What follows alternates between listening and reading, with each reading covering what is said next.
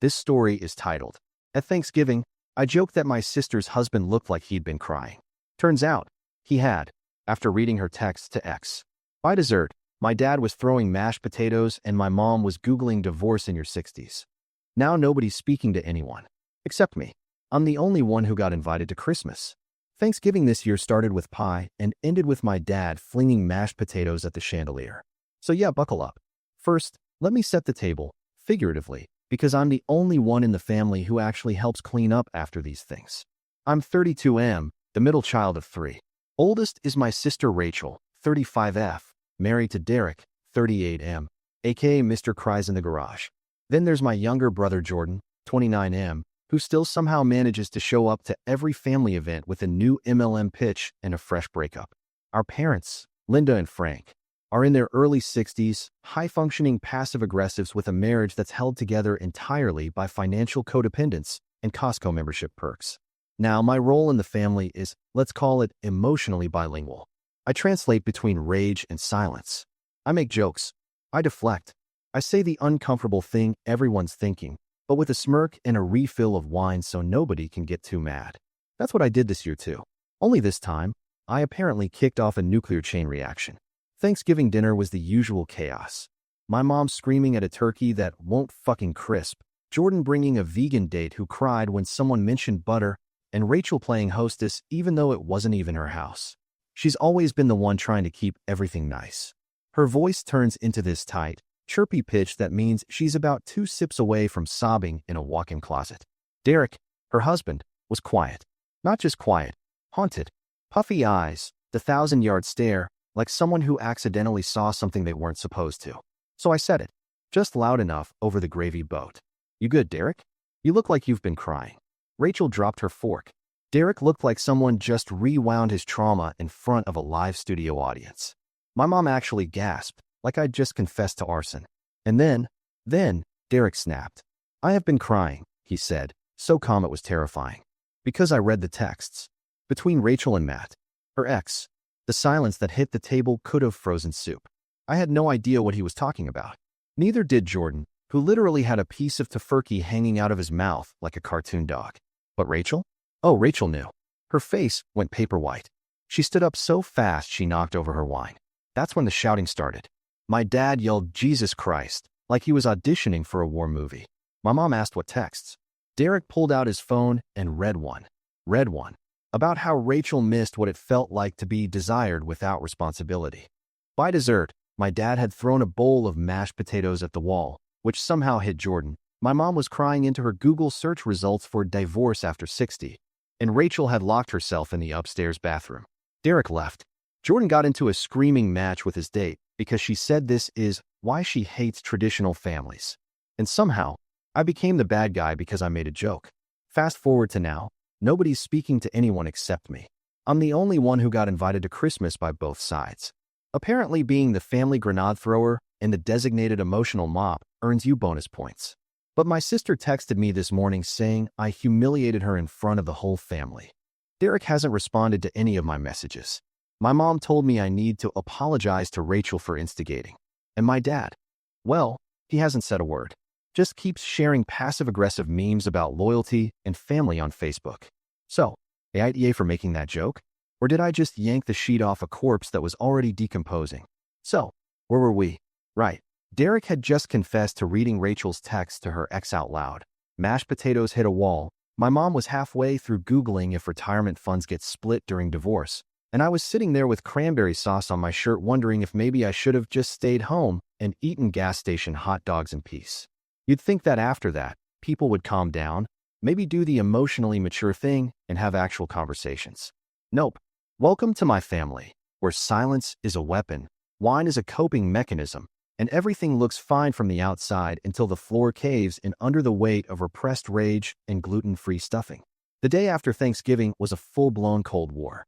Rachel ghosted the family group chat. My mom texted me, "We need to talk," which is her version of DEFCON 1. My dad locked himself in the garage and watched 12 hours of History Channel documentaries about battles he probably wishes he could have fought in instead of this domestic circus. But the real kicker? Derek called me. Not Rachel.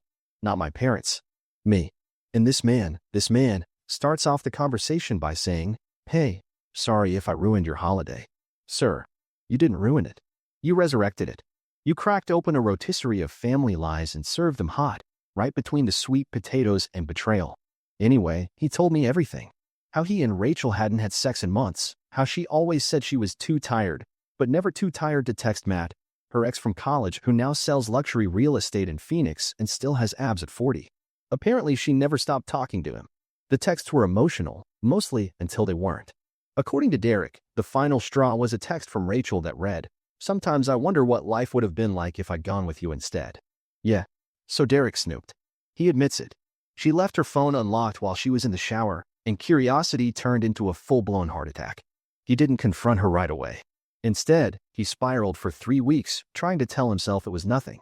Thanksgiving was supposed to be the let's try to fix it moment. Then I said the thing about his face and the dam burst. Meanwhile, Rachel is playing victim. She's been texting me nonstop, claiming Derek violated her privacy and manipulated the family into turning against her. Mind you, she's the one who told our cousin Kelsey that I derailed the family dinner for attention, which is rich considering I'm not the one emotionally cheating via iMessage in the guest bathroom. My mom wants us to just move past this. She says, "You don't understand marriage, honey. It's complicated." Cool. Good talk. Linda. Maybe she can explain that logic to Derek, who's currently living in his car because he doesn't want to be near anyone right now. Also, side note, Jordan has decided he's now a neutral party because he doesn't want to get involved in the drama. This from the same guy who once tried to sell the family on essential oils that cure ADHD. But sure, Switzerland it is. Christmas invites went out yesterday. Rachel said she won't attend any gathering where she doesn't feel safe. My parents took that as a cue to cancel Christmas altogether, for everyone except me. I've been invited by both sides. Mom wants me to help mediate, and Rachel apparently thinks I'll take her side if she hosts a private dinner. So now I get to be the family Switzerland and the court jester. Because I told one joke about a guy looking sad. Which brings me back here. Was I the asshole? Or did I just break the sound barrier on a plane that was already going down? Either way, it looks like I'm spending the holidays bouncing between two factions of a civil war I didn't start, but might accidentally win. Let me tell you about the Christmas dinner that wasn't. After the Thanksgiving disaster, also known in our family history books as the year the stuffing got soggy with tears, I had the unique privilege of being the only person invited to both holiday celebrations. Rachel was hosting her own Christmas Eve thing, and my parents were doing Christmas Day. Derek, bless him, was allegedly camping solo in the mountains, which I'm 90% sure was code for Airbnb a cabin while crying into a bottle of whiskey and Googling how to start over at 38. So Christmas Eve rolls around and I show up to Rachel's house mostly because I'm a sucker for smoked Gouda and she said she was making that spinach artichoke dip I like. She opens the door with this forced sunshine expression like we're in a Hallmark movie reboot written by someone on mood stabilizers. Her eyes are red, her lashes glued on like she got ready in a wind tunnel, and the first words out of her mouth are, "I'm so glad someone still believes in family." And I was dumb enough to step inside. There are candles. There's music. There are 5 separate cheese boards. This woman staged an entire Instagram-ready Christmas ambience for me. Nobody else showed up. She made enough food for 10 people, set the table with place cards, and had the gall to say, "I wasn't sure who might come last minute." Rachel, girl, nobody's coming. Not after Thanksgiving turned into an episode of Intervention with Yams. We sit. We eat. We pretend like this isn't a psychological thriller disguised as a dinner party. Midway through the second glass of wine, she starts talking about Derek. How he was emotionally distant for years, how she felt invisible, how Matt just listened. The classics. But here's where things got real wild. She pulls out a printed copy of her text with Matt. Printed. Like she was expecting to get cross-examined in court and wanted to have exhibit ready. She'd highlighted certain parts. One said, "I miss how safe you made me feel." Another read, "Life wasn't supposed to turn out like this." There was even a screenshot of a Spotify playlist titled Nostalgia Nights that Matt allegedly made her. The audacity. I asked her what her actual plan was with Matt. She goes quiet. Then says, "I thought maybe, if Derek found out, it would finally spark something in him." So you emotionally cheated as a relationship CPR attempt? At this point, I was mentally peeling my face off like it was a mask and I was ready to walk straight into the woods. But she kept going. She said Derek had stopped trying years ago, that he used to write her notes, and now just left his dirty socks next to the bed. She said she felt like a background character in her own life. And you know what? I get it. Kinda. But here's what I don't get. How does that justify building a backdoor exit with the guy who once took shirtless selfies in her dorm mirror? After another glass of wine, she made the ultimate pitch. Maybe you could talk to Derek for me? Just help him understand where I was coming from. I nearly choked on a mini quiche. I reminded her that she emotionally nuked her marriage during a holiday dinner in front of the family, and somehow I became the Switzerland between two countries throwing emotional nukes made of crock-pot meals and passive aggression. Anyway, I left shortly after she started crying while petting a reindeer-shaped napkin holder. I wished her luck. I told her I'd see what I could do, which was a lie. I have no intention of playing counselor between her and the guy she breadcrumbed into a public meltdown over turkey. Christmas Day at my parents' was slightly more stable. Frank, Dad, was in full ignore the problem until it dies of natural causes mode, and Linda, Mom, had turned her grief into rage baking. She made 7 pies and told everyone not to bring anything because I can't rely on anyone anymore. Derek didn't show. He did, however, send me a text that just said, "Merry Christmas. I'm not dead. Thanks again for saying something." I needed the excuse, which made me feel like I'd accidentally saved a man's life by making a snarky comment over gravy. So yeah, here I am. The family emotional crash dummy. Rachel's still in spin mode. My mom's alternating between denial and assigning blame with the precision of a courtroom stenographer. And me? I'm trying to decide if I should start charging an hourly rate. ITA for not doing more to bring the family back together? Or do I just keep showing up for the snacks and staying out of the emotional fallout zone? So, Happy New Year, right? The ball dropped. The clock struck midnight. Everyone kissed their partners, made resolutions they won't keep, and I stood on a freezing patio watching my mom sob into a bottle of barefoot Pinot like it was a life raft. Derek didn't come to our family's New Year's Eve gathering. Again. But he did send out an absolute nuke in the form of a group text on December 30th that I can only describe as a resignation letter to the entire family.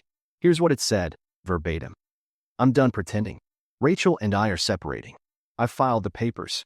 I'm not doing the group therapy sessions, the forced holidays, or the kitchen table interventions where everyone stares at me like I kicked a puppy. You all chose to ignore how miserable we were for years. I'm choosing not to. Don't reply. Happy New Year. Mike." Drop. Now here's where it gets spicy. Because apparently Derek isn't just done. He's glowing the hell up. He moved into a loft downtown that looks like an IKEA catalog made with a craft brewery. I know this because Jordan, my MLM brother, found him on Instagram. Instagram. People. Derek, who once referred to it as that photo app for narcissists, now has a grid full of black and white espresso shots, exposed brick, and gym selfies. His beard is shaped. His abs are suddenly present. He posted a selfie with the caption, "New Year, new peace." I laughed so hard I dropped my phone. Rachel, on the other hand, is unraveling. She's still trying to control the narrative, as she put it in a family-wide email titled "Important Clarification." No one asked, Rachel.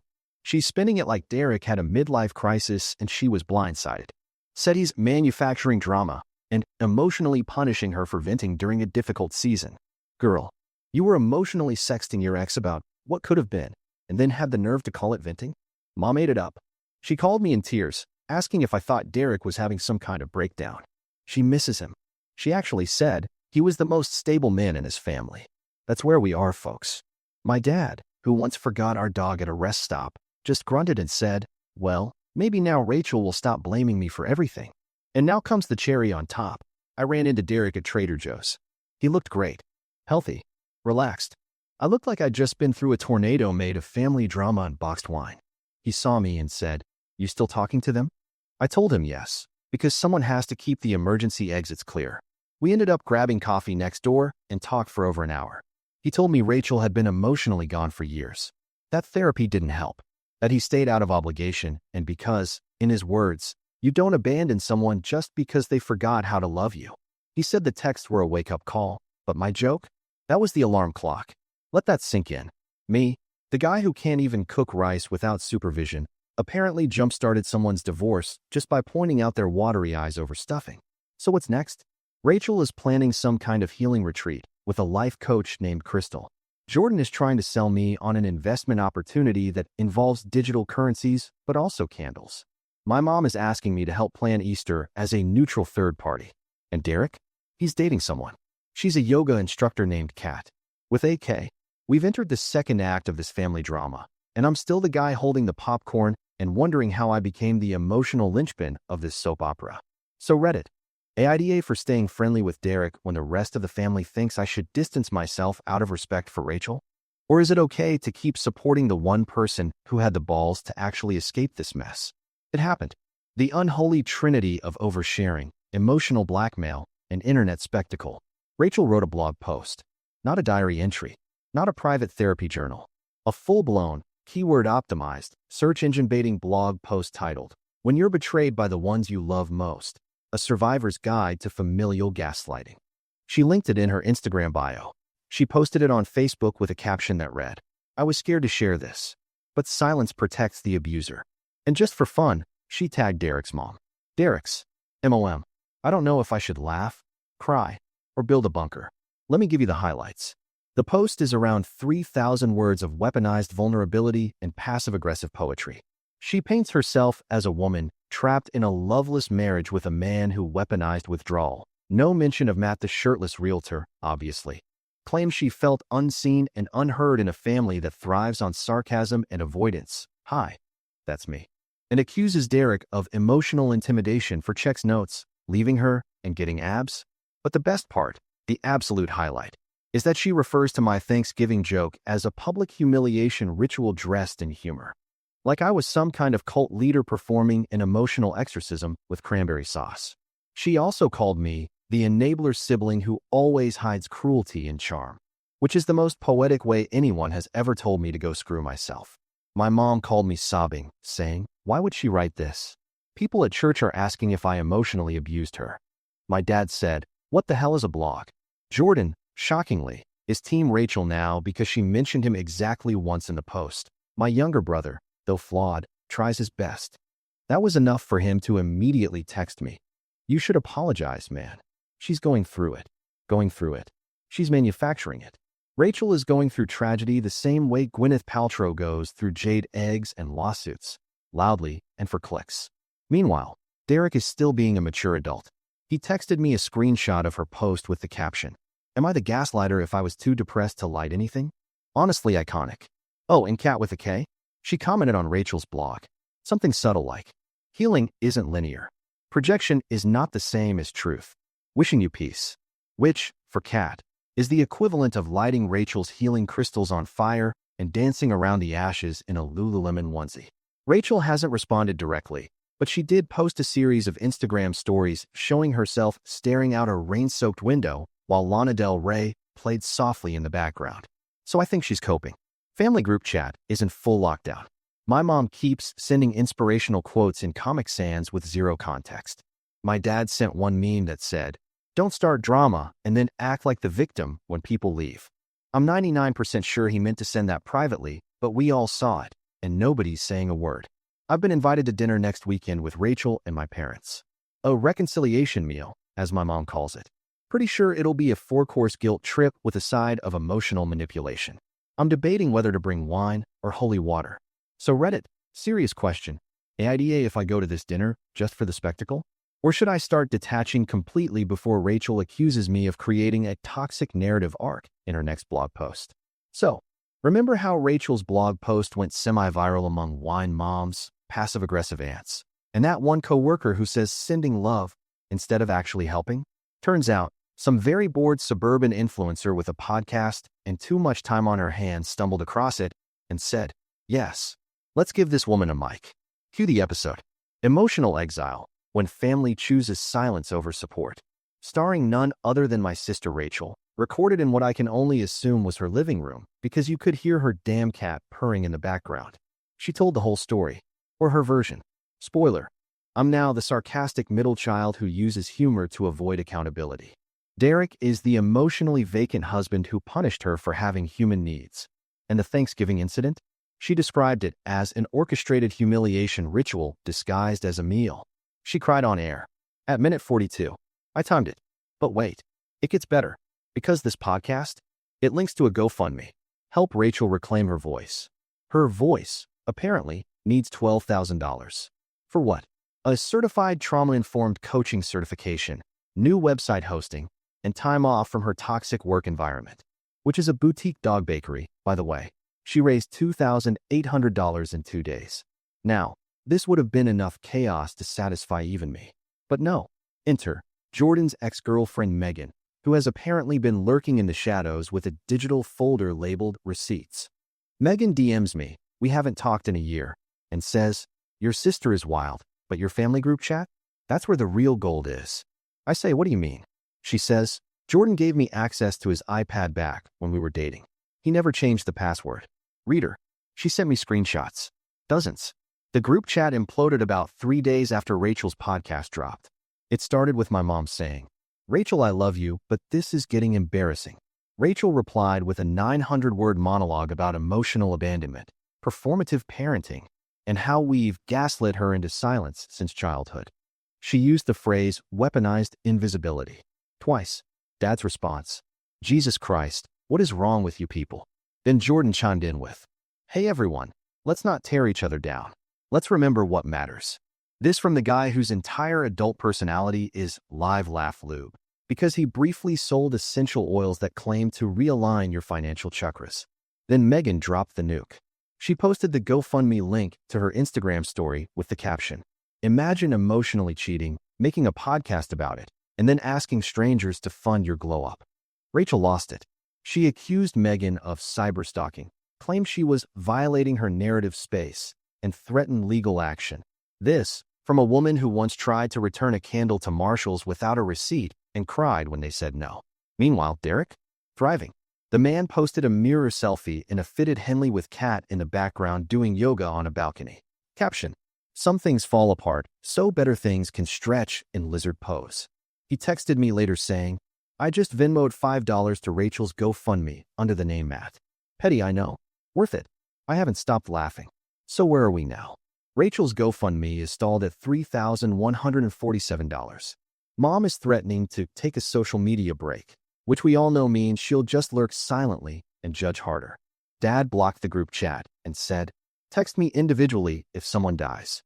Jordan is trying to get Megan back by sending her voice memos quoting Rachel's blog post like it's slam poetry. And me? I'm sipping a whiskey sour and wondering if I can sell movie rights to this circus. AITA for not stepping in, not mediating, and just letting the family implode while I collect screenshots like Pokemon cards? Because honestly, at this point, I think I deserve hazard pay. Do you know what happens when you put emotionally unstable people, unresolved trauma, and a Bluetooth-enabled iPad in the same house? You get this post. So, my mom, who has been spiritually clinging to the 1950s like it's a lifeboat, decided we were going to have a guided family discussion to heal the rift.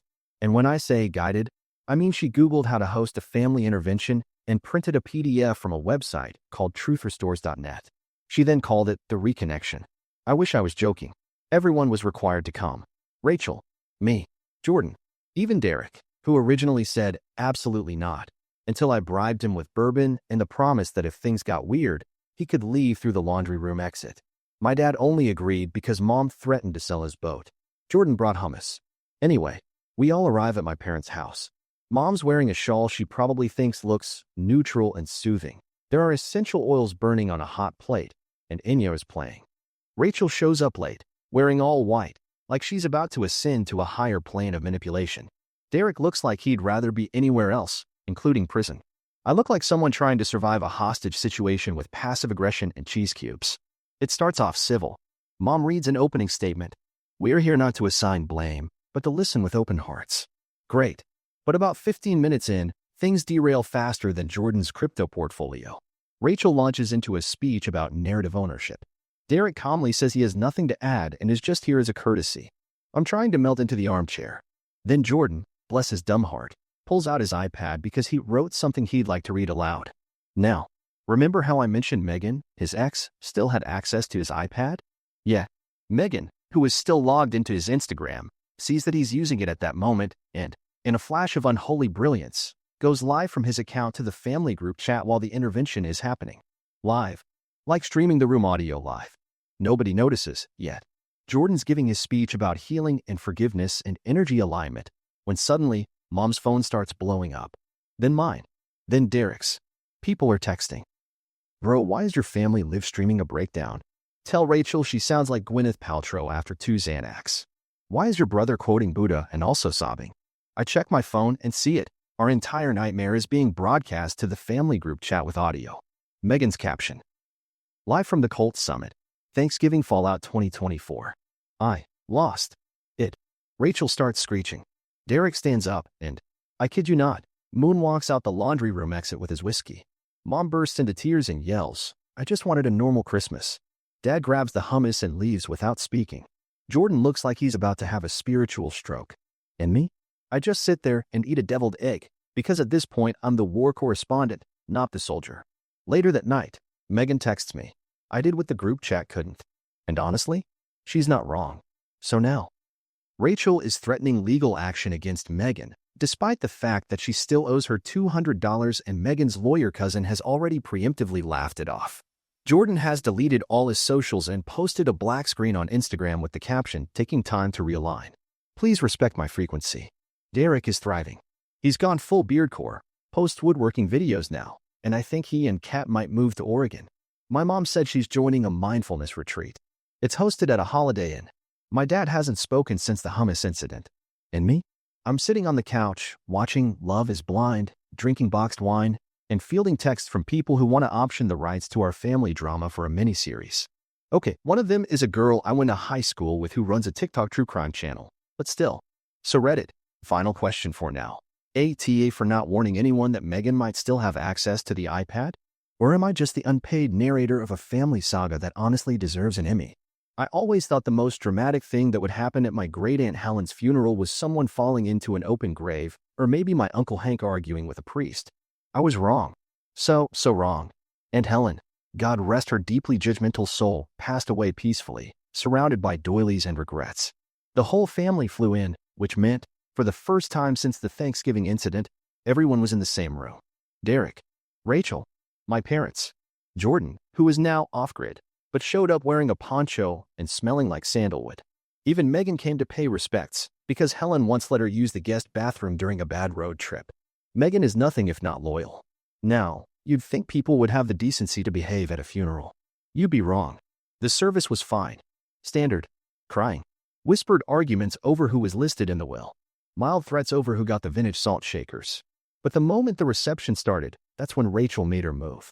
See, in Rachel's world, no tragedy can go unmonetized. I should have seen it coming when she showed up in dramatic widow black, even though Helen was only her great-aunt by marriage. She looked like Morticia Adams if Morticia ran a Healing Crystals Etsy shop and posted daily about boundaries she never followed herself. Everyone's having finger sandwiches. I'm talking to Derek and Kat. Yes, still together, still glowy, when my mom suddenly grabs my arm and whispers, she's doing it. And there she was.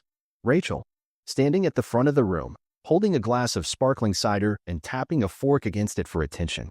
If I could just say a few words. My spine left my body. She starts with some nonsense about Aunt Helen's strength. Fair enough. Then she pivots. Hard. This year, I've faced deep personal betrayal. I've been mocked, silenced, and livestreamed without consent. People glance around. Megan sips her drink without blinking. But through it all, I've learned resilience. And like Aunt Helen, I choose to rise. Then she pulls out a stack of flyers. Flyers. She's made print materials. They say.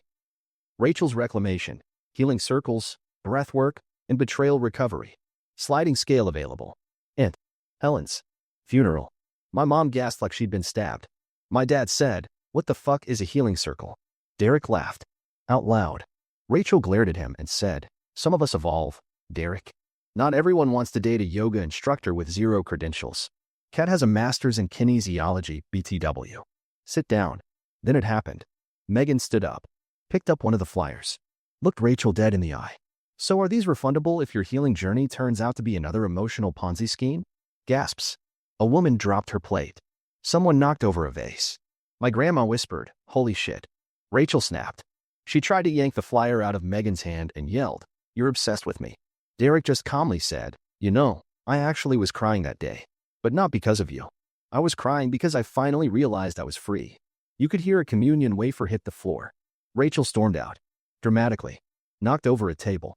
Got her heel caught in a carpet loop. Still tried to slam the door behind her. It was a push. And just like that, it was over. That was the last time any of us saw her in person. She's since moved to Sedona. Started an Instagram called At The Real Rachel Rises. Her bio says, "Exiled empath. Healing in spite of you." She has 312 followers and sells clarity oil that is literally almond oil and glitter. Jordan went back to the desert. My parents are now weirdly close again, trauma bonded through mutual secondhand embarrassment. Megan and I now text weekly.